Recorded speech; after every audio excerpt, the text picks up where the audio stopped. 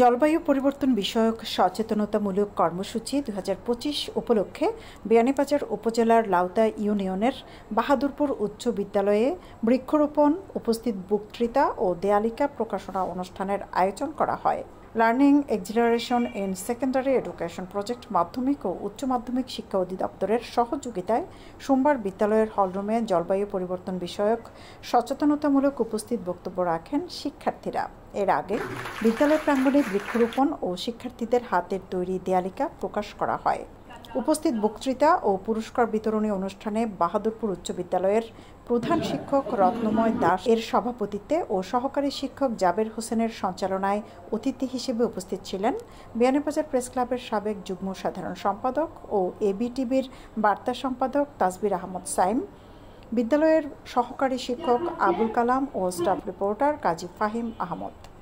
এ সময় উপস্থিত ছিলেন বিদ্যালয়ের সহকারী শিক্ষক হাজেরা বেগম, মারুফুল হাসান, আব্দুল গনি, সৈকত সরকার, সুব্রত দেবনাথ, সুমন আহমদ, শঙ্কর দাস, সুস্মিতা দাস ও ঝলক ভট্টাচার্য সহ আরও অনেকে। সরকারের এমন উদ্যোগের ফলে শিক্ষার্থীরা উপকৃত হবেন জানিয়ে বিদ্যালয়ের প্রধান শিক্ষক বলেন, জ্ঞান অর্জনের পাশাপাশি জলবায়ুর উন্নয়নে এমন আয়োজন ভূমিকা রাখবে।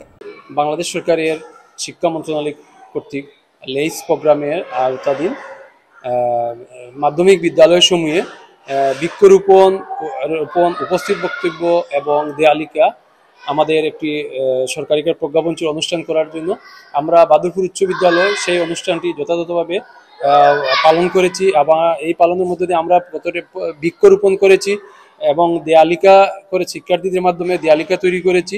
এবং আজকে সর্বোপরি আমরা আজকে শিক্ষার্থীদের মধ্যে এই বৃক্ষরোপণ জলবায়ু সচেতনতা সম্পর্কে উপস্থিত বক্তব্য আয়োজন করেছি এবং এখানে আমাদের শিক্ষার্থীরা অত্যন্ত সুন্দরভাবে তাদের বক্তব্যগুলো উপস্থাপন করেছে এবং বক্তব্যের পরে শিক্ষার্থীদের মধ্যে আমরা পুরস্কার বিতরণ করেছি। উপস্থিত বক্তৃতায় ষষ্ঠ থেকে দশম শ্রেণীর শিক্ষার্থীদের মধ্যে প্রথম, দ্বিতীয় ও তৃতীয় স্থান অর্জনকারীদের হাতে পুরস্কার তুলে দেওয়া হয়।